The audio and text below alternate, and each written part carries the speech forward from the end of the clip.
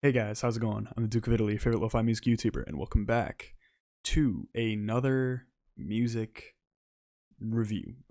Something we haven't done in a while. This is a chart review. The first part of many.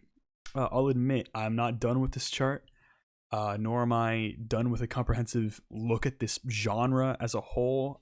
It's a bit of a bigger genre, but the micro genres I'm not fully versed in. And I've been working on this chart for a while, and I'm still not done. I actually started this before the black metal chart because I had a big plan to attack a whole bunch of different charts at once, and then whenever one would come close to the end, I'd just start uploading a series for it. But that didn't turn out too well, and I got really busy during last quarter. So here I am starting this now, and this is not going to be a very consistent series where I cover this chart because I have some other content planned for the meantime. Content that won't take me a couple weeks to prepare in advance. Also, it's just motivation's been killed recently. I apologize. Hopefully, it comes back soon.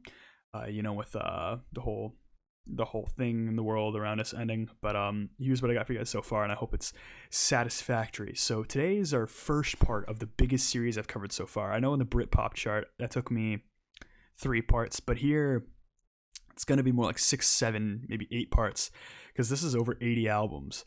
This is the math rock chart, and today we're covering a wide range of stuff because we start at like the head of these albums as whoever made this chart would have devised. And after getting more of a grasp on music in its entirety since the last charts I've covered, hopefully my commentary is a little better now. But I think we're in for some pretty cool stuff to learn here because math rock is such a wide ranging genre. There's so many interesting things, um, just a whole lot to look at overall. Totally different concepts to look through. Basically, the big three of math rock, if there was such a thing, at least in terms of micro genres, I guess I want to put it. You've got American Football with the emo side. You've got Don Caballero with the really cool instrumental, like proggy side, and then you got Hella with that super aggressive, like just freaking like punishing side. It's closer to Don Caballero than American Football. And then you got little sides here and there that's more punky, sort of more similar to emo's roots or hardcore or screamo. Because math rock actually originated with hardcore. Apparently, there was like a Black Flag album that had some polyrhythms, which I'm not super versed in Black Flag's discography. But there's plenty of viable intros to math rock in a historical standpoint. Some people say that King Crimson started math rock. I don't really know. Maybe Fracture. I haven't listened to their whole discography, but I definitely can see it. But there's a whole lot of places where it could have started. And before I even start talking about this chart as a whole, Deep Cuts did a guide on math rock, 5 albums to get you into math rock, short little video. I've listened to all those albums long before I started this chart. One of those albums, Lava Land by Piglet, is not on this chart. Think about microgenres like this. There are these like more popular albums that, whether or not they're popular for a reason, they are kind of essential listening for the genre. I don't know why Lava Land by Piglet isn't on this chart. I'm not a massive fan of Lava Land. I think it's a little too twinkly, a little more twinkly than it has to be. But I think it's a pretty solid album. But we're not really talking about albums like that today. We're starting at the very top of this chart, which just says "Start Here" because this is the first time we're covering a chart that's it's got like directions and all of that, and hopefully I'll remember all the directions because there's a ton.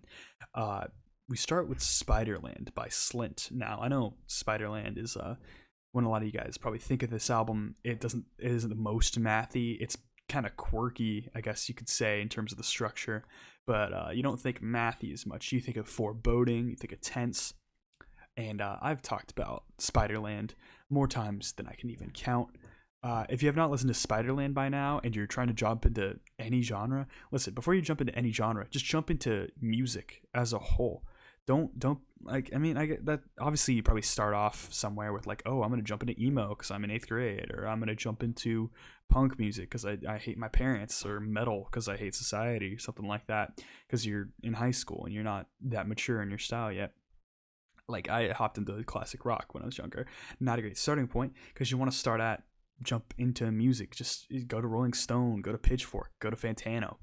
I don't recommend those anywhere past this stage, but you want to start with those things. Spiderland, you should cover before then. So I find it always kind of redundant to include an album like Spiderland on a chart like this.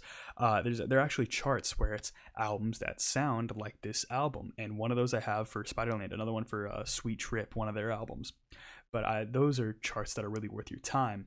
I don't really know about Spiderland being here. There are also a couple other albums on this chart that I'm just like, a little too popular. And I don't want to complain about popularity for a chart, because obviously you need a starting point. But it is an interesting idea. Also, Spiderland, you probably don't even think of really as math rock. It's hard to even really call it math rock. It's one of those like on the fence type albums, like Black Metal by Venom as a black metal album, for instance, which is also a similar album where it's so essential because people always talk about it. You have to have it on this chart. So I very much understand having Spiderland by Slint on this chart. It's a very good album. It's one of my favorite albums of all time. Absolutely essential listening for math rock, post-hardcore, hardcore, punk, post-rock, most certainly post-rock, and music in general. If you have not listened to Spiderland by Slint, then you're new to music. I mean, it probably took me like 6 months into my journey to finally listen to it, but I absolutely listened to it. So the next album we get on this chart is Flemish Altruism by A Minor Forest. This album sounds a lot like Spiderland. It sounds eerily like Spiderland. I think it's a song a little more. It's very similar, but it differs in a few ways. And even the first song uses harmonics like the whole time.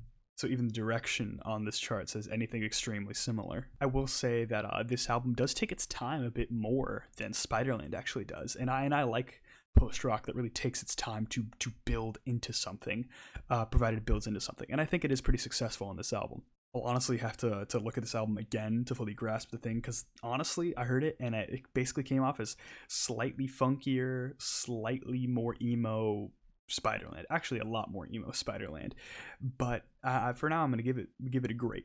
And now we already finished one branch of the chart. Not all the branches are this short. That was, I think, the shortest one, but that was just like, hey, if you want something really similar, it's still kind of mathy, here's Flemish Altruism. So we go down the route of I Like the Feels into a really weird distinction. The next album we talk about is Cap'n Jazz's An Alphabet. You get the Cap'n Jazz compilation record. Don't tell me to pronounce that. I will not get it. This is a pretty popular album in terms of emo. Here's the thing.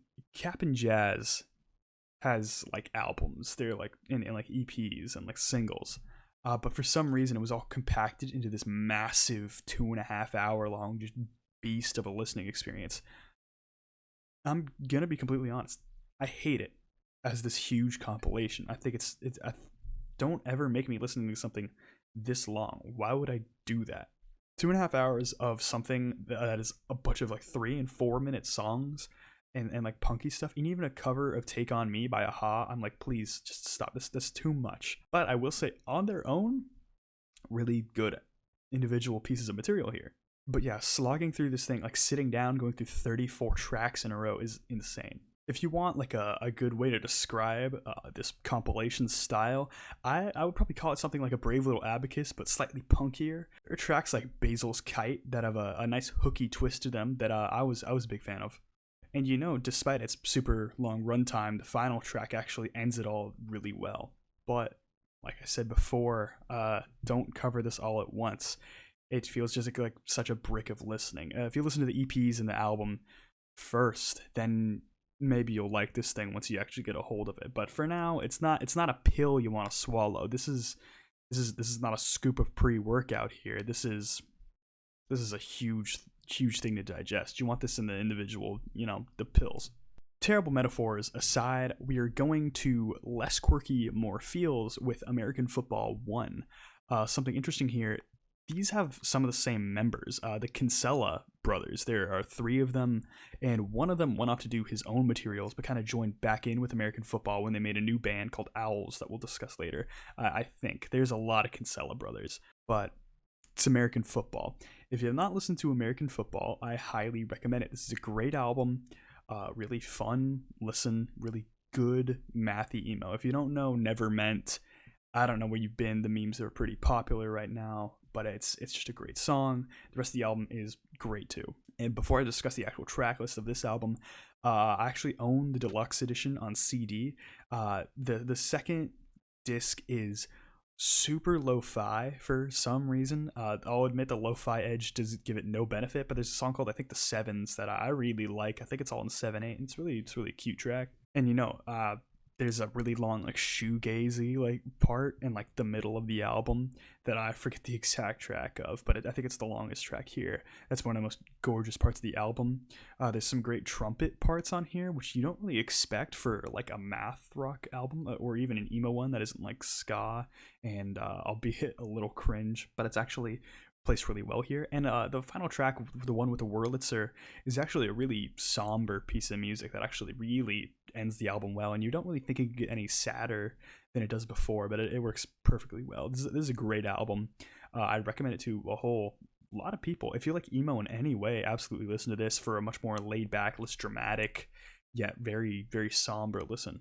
And now we go less American with TTNG, aka The Town Needs Guns, with their album Animals.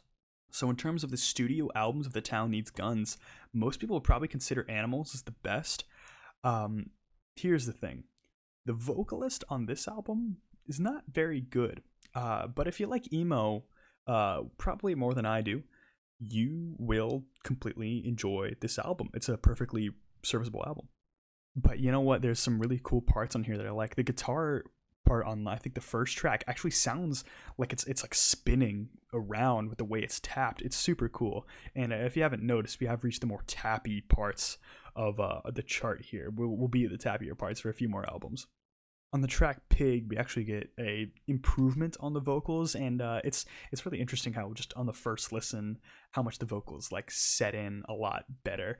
But overall, if you want like a twinklier, tapped out math rock, this is a pretty solid album. So I think that was a good album. But another TTNG album is on here, labeled with Better Singer, which is 13.0.0.0.0. Now I will say that this is a better voice. The mixing is a bit better too. The issue here is I think the riffs are just not as good.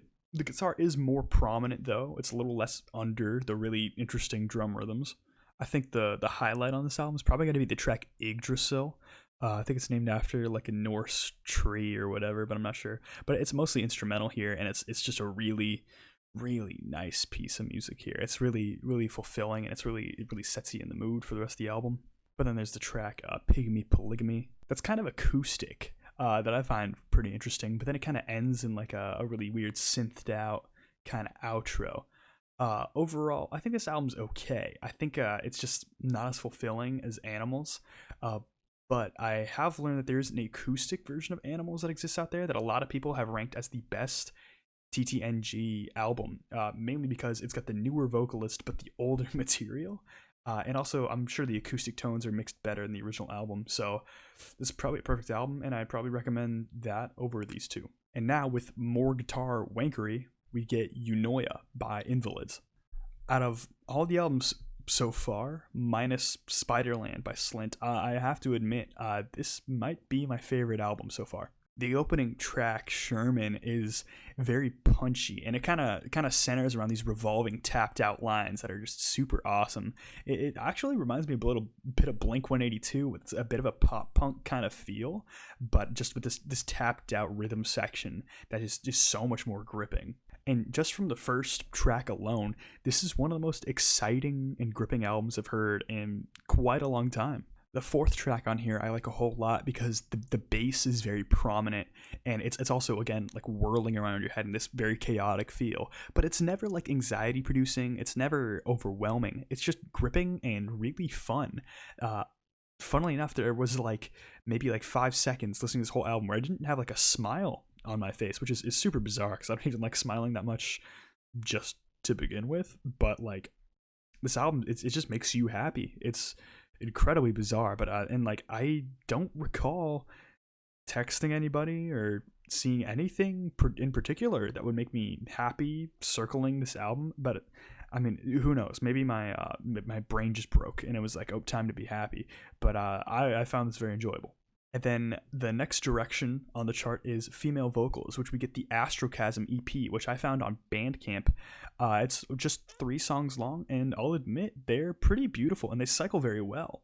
You get the first track, which sets the tone super well, and the hook harmonizes super well. It's absolutely gorgeous. And then we get the next track, which the singing over the top is, again, just beautiful. And it's tough to really describe this album without just being super in love with it, because I couldn't find really an issue with it. It is just like a demo. It's pretty short, but in terms of female-led math rock, that isn't Trico, which I forgot to mention, I think is also missing from this chart, but I'm not sure.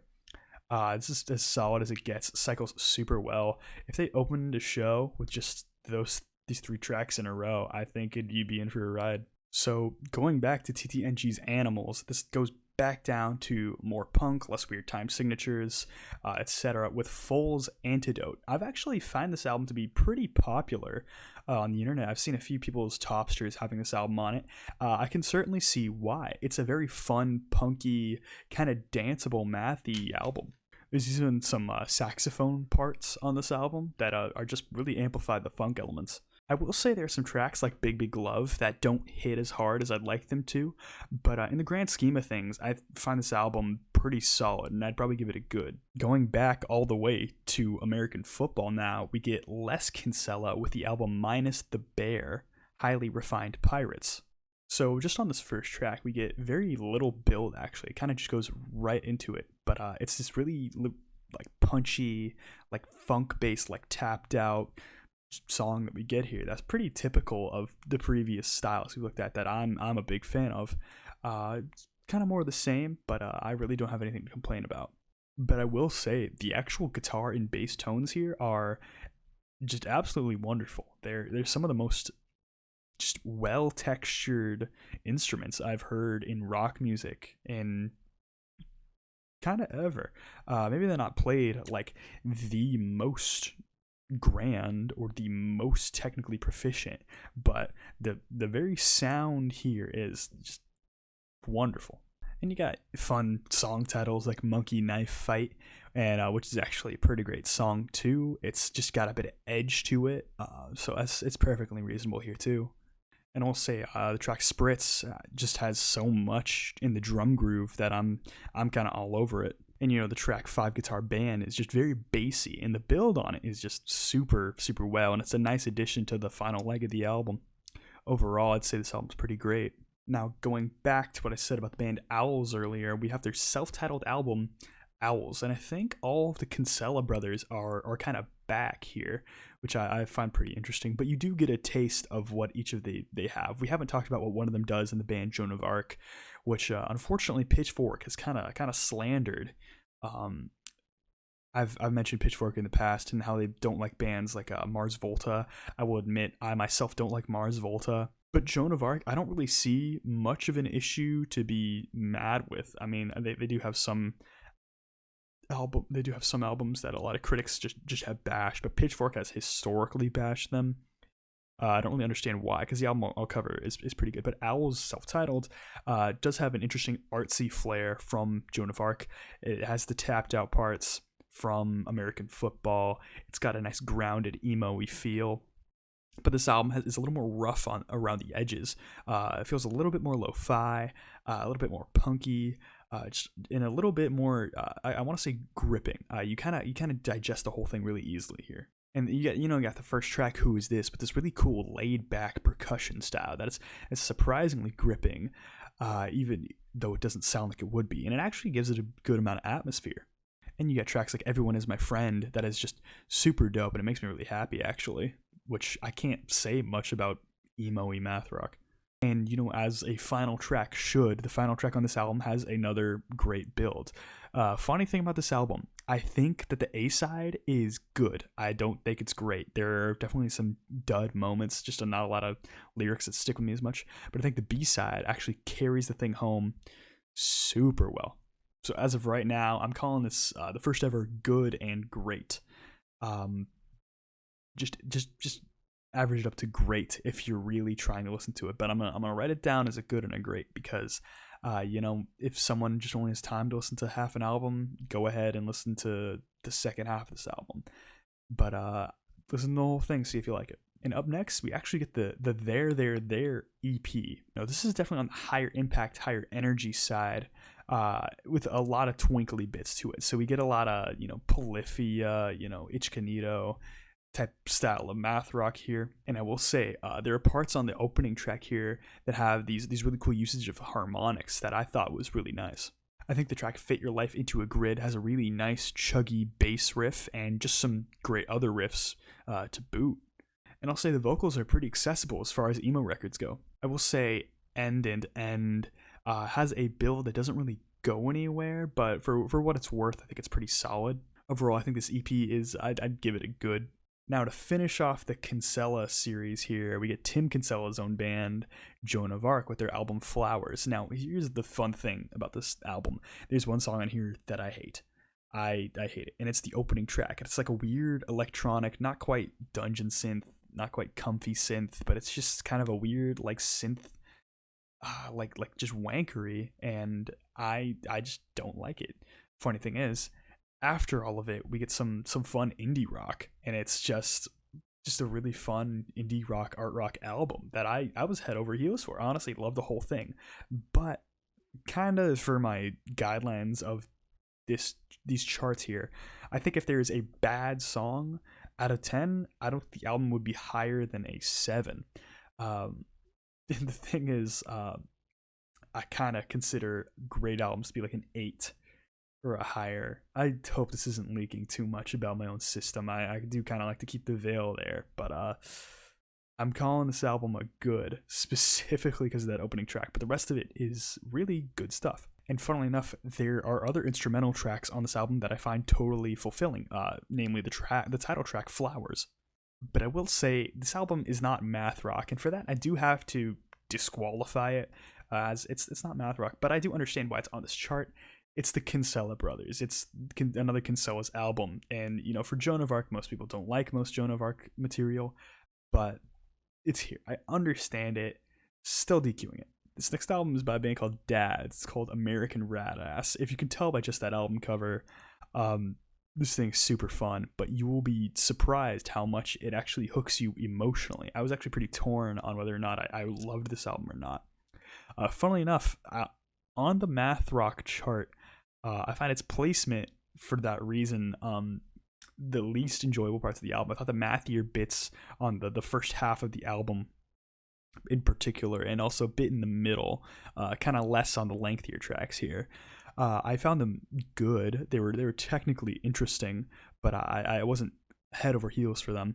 But I will say the emo-y bits here and there are just hook you so well, and it's almost like post-rock type of things, like how American Football did a little bit on their first album, with just the really simple chords just strummed in and out, and it's absolutely gorgeous.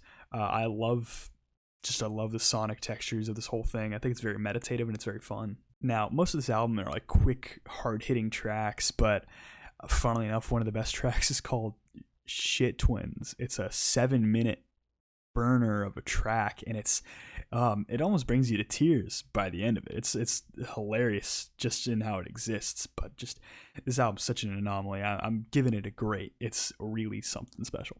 Duke, remember to put that album after the Joan of Arc album. And the last album for this video is Look Mexico's This Is Animal Music. Now, if you like your math rock being emo, and if you like your emo being as soft as possible, this album is for you. I remember this album not hitting very hard at all. Kind of just soft stuff. And for that, I will say personally, it's not necessarily my thing, but I will definitely understand if other people enjoy it more. So just heed that before I critique it more. If you're into the soft emo style, absolutely get with this album. And I will say, for 2007, this album sounds super clean, and the opening track I liked quite a bit, especially the hook that kind of just pulls you in to a less mathier portion. It's pretty satisfying stuff. There's the track I Had a Wrench, which has a nice build to it that is kind of uncharacteristic of the rest of the album, and it also sounds southern for some reason, but I'm actually a big fan of tracks like that. my favorite track here is actually probably the closer, which had just some nice tones to it in terms of the sonic textures of the instruments. But it also probably has one of the better builds overall. So that's the math rock chart. That's part 1. There's plenty more to cover. I'm gonna take about a week break from this chart. Hopefully I'll get back to it before too much later. But it's very interesting so far, seeing how the Kinsella brothers kind of influence the whole genre. So it's not entirely my thing so far. Kind of my favorite stuff is the hard hitting, tapped out, mathy emo there. But I hope you guys can enjoy this chart like I've been enjoying it. So that's about it. I'll see you guys next time. But if you like this video, I'd appreciate a like and subscribe. Any comments, questions, or concerns, go ahead and comment down below. Go ahead, follow my social media in the description. The Discord is in the description down below, and I'd love to have you guys there. I comment all the time on the Discord. I recommend a lot of albums, namely black metal, and just recommend an album. Post your tops. There's chat with me. If you hop on the voice chat, I'll probably notice, and I'll come talk to you. That's about it though. So I hope you guys are having a good day out there. Have a good one, and bye.